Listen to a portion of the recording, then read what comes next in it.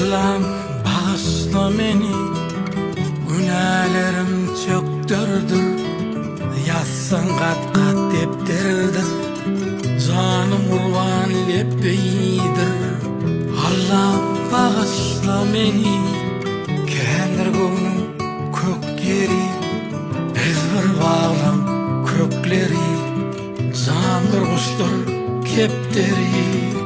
Bir yanım toy beylem yaz, bilmek qiyin kim düşman os, bilmeyenim köptür has. Allah'ım bağışla beni, dana pederle mertten, sağlap kaytmayın kertten, qorap termazı dertten. Allah'ım bağışla beni.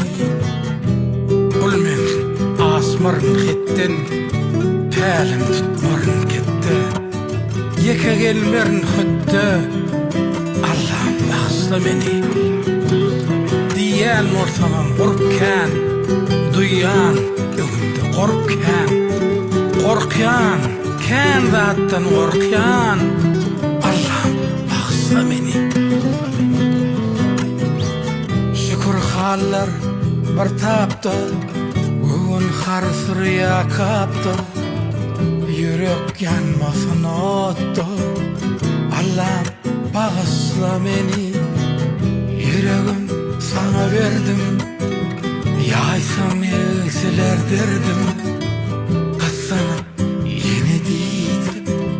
Allah'ım bağışla beni, sersem diye hiyalat, boyum bilen amanat, minilmen kah ağaçat.